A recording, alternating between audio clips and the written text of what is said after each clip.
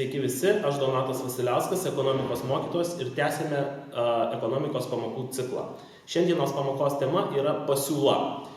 Prieš pradedant dėstyti pasiūlą, noriu pabrėžti, jog tie, kas matė video pamoką apie paklausą ir suvokė pagrindinį paklausos dėsnį, kad už didesnę kainą bus perkama visą laiką mažiau prekių negu už mažesnę, tai tiems bus tikrai nesudėtinga suvokti, kas yra pasiūla ir kokie yra pasiūlos pagrindiniai dėsniai.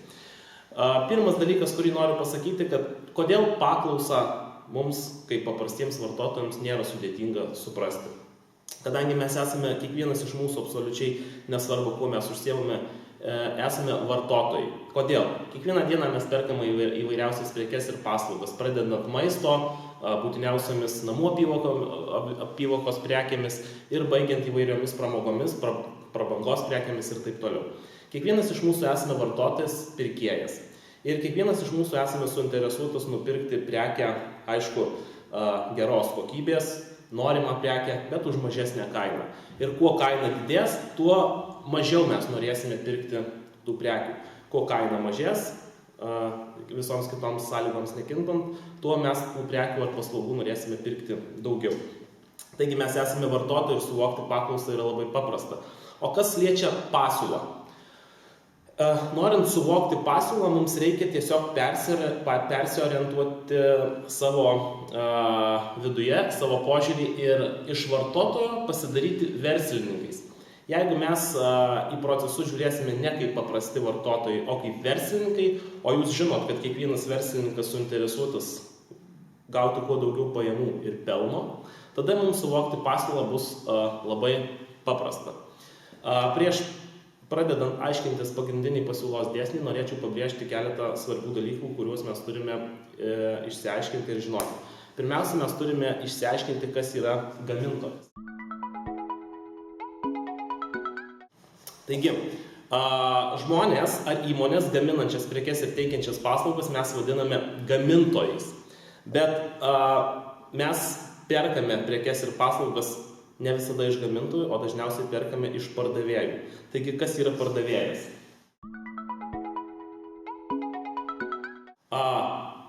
Tuos, kurie prekes ir paslaugas parduoda, mes vadiname pardavėjais. Gamintojas ir pardavėjas kartais gali būti tas pats asmuo arba ta pati įmonė, bet nebūtinai.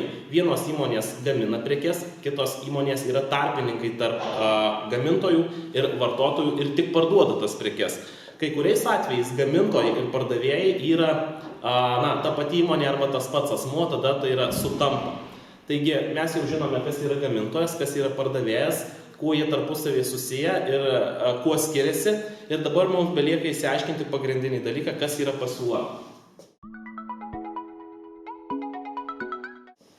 Taigi, kas yra pasiūla?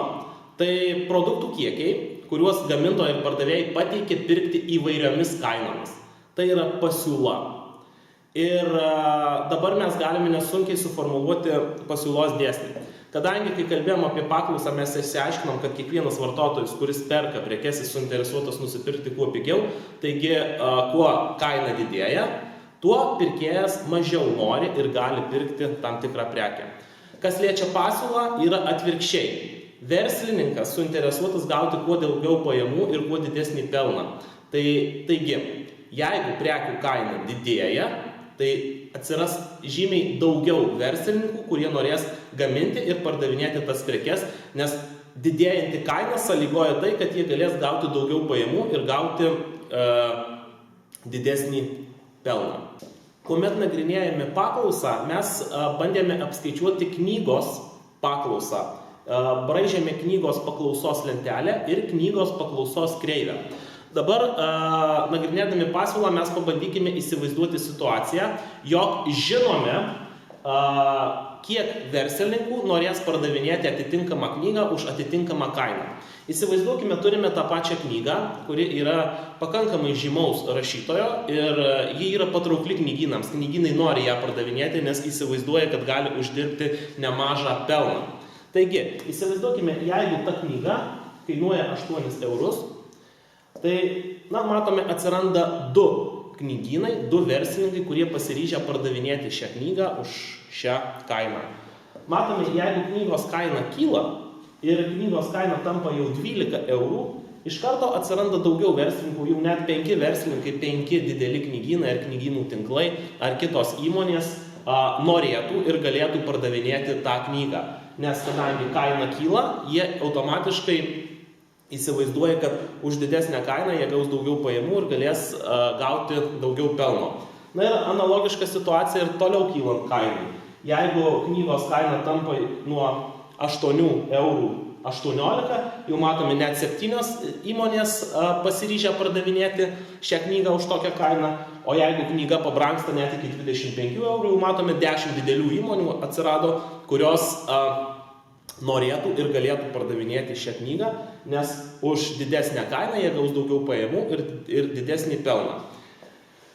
Ši lentelė vadinasi pasiūlos kiekio lentelė ir dabar naudodamiesi šios lentelės duomenimis mes nubraižysime pasiūlos kreivę.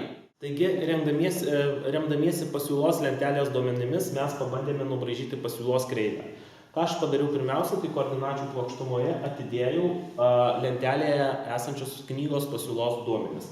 Ir gavome tokį rezultatą.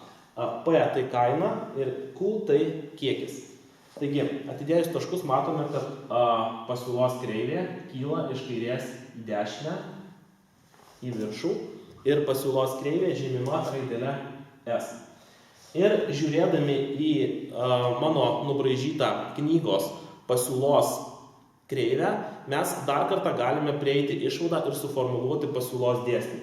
Jog kylant kainai atsiranda daugiau verslininkų, kurie nori ir gali pateikti rinkai ir pardavinėti tą prekę. O priežastis, kodėl taip yra labai paprasta. Kuo didesnė kaina, tuo verslininkas gauna daugiau pajamų ir didesnį pelną.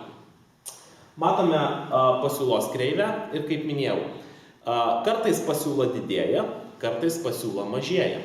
Analogiškai, kai nagrinėjome paklausą, mes įsiaiškinome, kad paklausai didėjant paklausos kreivė pasislenka į dešinę, paklausai mažėjant paklausos kreivė pasislenka į kairę.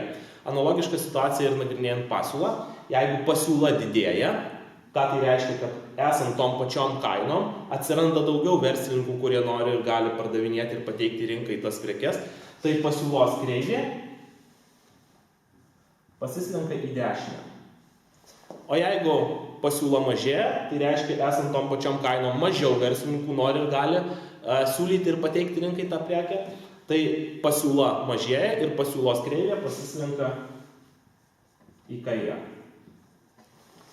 Taigi, jeigu jau pradėjau kalbėti apie pasiūlos mažėjimo ar didėjimo veiksnius, tai dabar norėčiau pakalbėti apie pasiūlos didėjimą lemiančius veiksnius ir svarbiausius faktorius. Taigi, panagrinėkime pasiūlos didėjimą lemiančius veiksnius. Pirmasis veiksnys tai yra padidėjęs gamintojų ir pardavėjų skaičius rinkoje.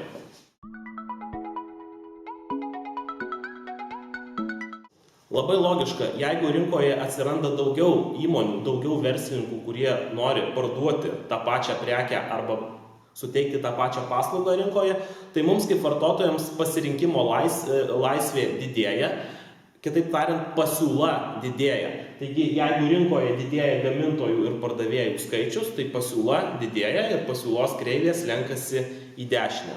Antrasis svarbus veiksnys lemiantis pasiūlos padidėjimą, tai yra atpigę ištekliai naudojami tų prekių ir paslaugų gamybai. Paaiškinimas labai paprastas. Jeigu atpinga ištekliai, reiškia verslininkas gali pagaminti pigiau prekę arba suteikti pigiau paslaugą ir jo savikaina gaminamos prekės arba teigiamos paslaugos mažėja. Ką tai reiškia? Jeigu mažėja savikaina, jisai gali gauti daugiau pelno, jisai gali mažinti kainą ir taip geriau konkuruoti su savo konkurentais, kas vėlgi padidins jo pajamas ir pelną. Taigi atpigę ištekliai yra labai svarbus veiksnys, kuris didina pasiūlą.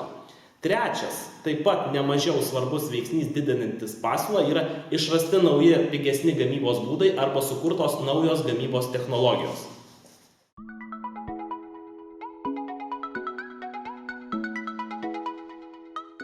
Pigesni gamybos būdai reiškia vėlgi, kad verslininkas pigiau gali pagaminti prekę arba suteikti paslaugą, kas vėlgi didina pajamingumą ir jo norą būti toje rinkoje ir pardavinėti tas prekes ir paslaugas.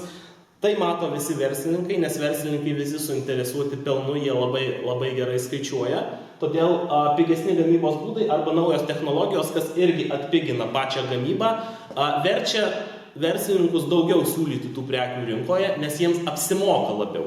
Ir pasiūla didėja, pasiūlos kreivės lenkasi į dešinę. Na ir paskutinis veiksnys, kurį norėčiau jums paaiškinti, dėl ko didėja pasiūla, tai yra palankus klimatas. Palankus klimatas veikia pasiūlos padidėjimą dažniausiai žemės ūkio sektoriuje. Logiška, jeigu buvo geras klimatas, geros oro sąlygos, ūkininkai arba verslininkai užsiemantys žemės ūkiu gavo gerą derlių. Klimatas būna geras ne tik vienam verslininkui, bet dažniausiai to regiono visiems verslininkams. Ir jeigu visų verslininkų geras derlius, logiška, kad pasiūla tų kultūrų, kurių buvo geras derlius, padidėja ir pasiūlos kreivė pasislenka į dešinę. Palankus klimatas svarbus ne tik žemės ūkio produktų sektoriuje, tačiau ir kituose. Pavyzdžiui, vasarą, jeigu būna geras oras, ledų prekyba pagyvėja, pagausėja žmonių, kurie nori pirkti ledus, todėl pagausėja ir verslininkų, kurie nori parduoti tuos ledus, nes verslininkai skaičiuoja ir verslininkai mato, kad šioje srityje gali gauti didesnės pajamas ir didesnį pelną. Taigi galime padaryti išvadas. Norint gerai suprasti pagrindinius pasiūlos dėsnius, reikia galvoti apie šitus visus procesus ne kaip vartotojui, bet kaip verslininkui. O verslininko pagrindinis tikslas yra gauti kuo daugiau pajamų ir kuo daugiau pelno. Jeigu šitą dalyką jūs įsisąmoninsit, suprasti pasiūlos dėsnius jums bus tikrai labai nesunku. Pagrindiniai dalykai, kuriuos mes aptarėme, tai kas yra gamintojas, tai žmogus arba verslo įmonė, kuri gamina prekes, kas yra pardavėjas, kad pardavėjas tai yra tarpininkas tarp gamintojo ir vartotojo, kartais gamintojas ir pardavėjas yra tas pats asmuo arba ta pati įmonė. Pasiūlos pagrindinis dėsnis, kad didesnė kaina atsiras daugiau verslininkų, kurie norės teikti rinkai tas prekes ar paslaugas, kadangi jie gaus didesnį pelną, didesnės pajamas ir tai jiems apsimoka. Norėdami apskaičiuoti pasiūlą, mes turime mokėti braižyti pasiūlos lentelę ir nubrėžti pasiūlos kreivę. Nubrėžus pasiūlos kreivę, jeigu pasiūla didėja, kreivės lenkasi į dešinę, jeigu pasiūla mažėja, kreivės lenkasi į kairę. Ir štai yra 4 pagrindiniai pasiūlos padidėjimą arba sumažėjimą lemiantys veiksniai. Tai yra didėja gamintojų ir pardavėjų skaičius, atpinga ištekliai, pigesni gamybos būdai, naujos technologijos ir palankus klimatas. Nagrinėjant pasiūlą dar yra ir daugiau svarbių veiksnių, bet svarbiausius mes jau aptarėme, todėl geros dienos ir iki kitų susitikimų.